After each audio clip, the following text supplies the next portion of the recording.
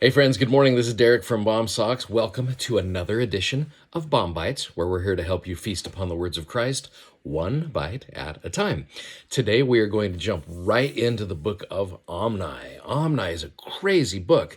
You got 5 writers and almost 200 years of history. It's a crazy, wild ride, so let's jump right into it. So you got Omni, who is the son of Jerem. Now, if you want to backtrack it a little bit and do your own little genealogy, trace them all back to Lehi, write it down and see where all of these men fit in. And it's kind of cool. They have what I would call believing blood. You can see where these men fit in, which the reason I bring that up is because you go to verse number 2. Omni says, I of myself am a wicked man, and I've not kept the statutes and the commandments of the Lord as I ought to have. If that's the case, then raise your hand if you also are wicked, is not keeping the commandments as you should have. I don't look at him as a wicked man. I look at him differently from the footnotes. I love the footnotes. The footnote A in verse number 2, it says, topical guide, confession, honesty, and humility.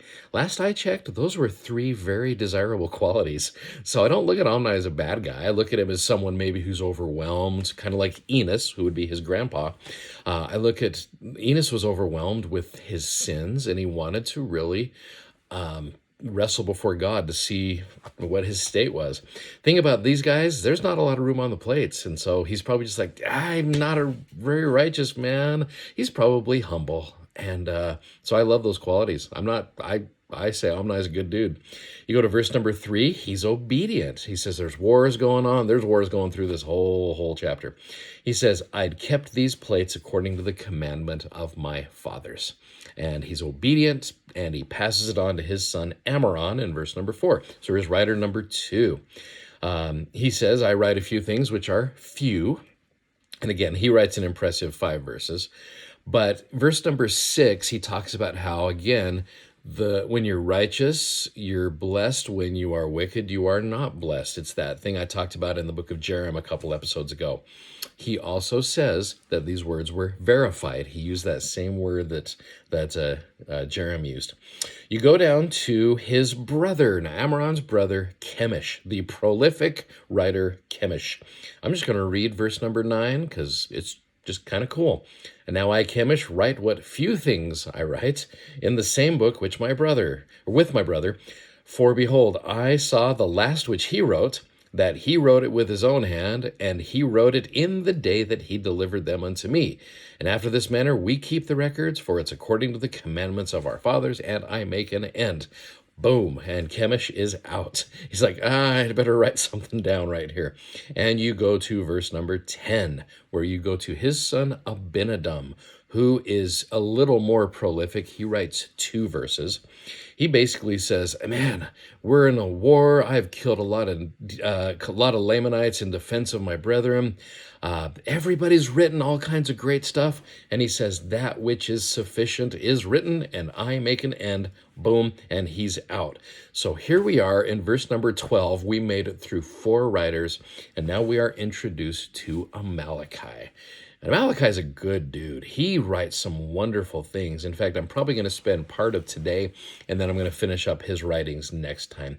So what I wanted to do is I wanted to get down to Amaleki. He talks about how I'm going to write you a little bit about a guy by the name of Mosiah, who is the king over Zarahemla, and warned that he should flee out of the land of Nephi, which their land that they're in. There's a cool little phrase here I want to focus on that I think applies to what we're going through today. They are departing out of the land into the wilderness. Ooh, if you've ever been to a wilderness, there are a lot of words that describe wilderness well. You got the first 4 letters of the word wild right there. It's uncharted territory. It is places that people have generally never been when you're looking at wilderness right here. Let me read to you verse number 13, and I want you to keep in mind what we are dealing with right now, because we, in our society right now, at least for our generation, are in fairly uncharted territory. We're in a wild area, whether when it comes to coronavirus, when it comes to our economy, just as far as our generation that we're dealing with right now. I know others in the past have dealt with bad stuff. I get it. But just there's people right now who are in uncharted territory. Verse 13, and I'm going to let you figure out how you can apply it. You can talk to your families about it. It says, and it came to pass that he did according as the Lord had commanded him, and they departed out of the land into the wilderness, as many as would hearken unto the voice of the Lord. And they were led by many preachings and prophesyings, and they were admonished continually by the word of God, and they were led by the power of his arm through the wilderness until they came down into the land which is called the land of Zarahemla.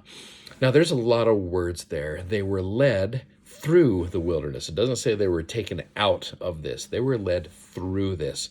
I've heard someone say, if God takes you to it, he's going to lead you through it. I really believe that. They were led by the power of his arm. That's a great statement right there. There's a couple of cool footnotes you can look at as well right there. And they were admonished continually by the word of God. My wife has been such a good example of that lately. She has been really trying to focus on preparing for General Conference, which we all should be doing. She's made sure that she is listening to the previous conference in preparation for the current conference that's coming up, which again is going to be unlike any other conference we've ever had. And so I would invite you, however you're going to do it, to let the Word of God lead you through this craziness, the crazy wilderness that we're going through right now. And as you do that, you will see the power of his arm.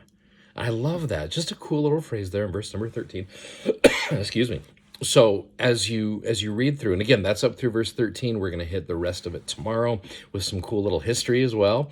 But just remember, as you listen to the Lord's words, as you be continually admonished by his word, you'll see his power and you'll see his arm revealed through this crazy wilderness we're going through. Thanks for watching. Go ahead and share this. Subscribe to our YouTube channel. You guys are doing so good and kind and sharing these messages. Thanks for watching. Have an amazing, wonderful day and take care of each other. See ya. Bye-bye.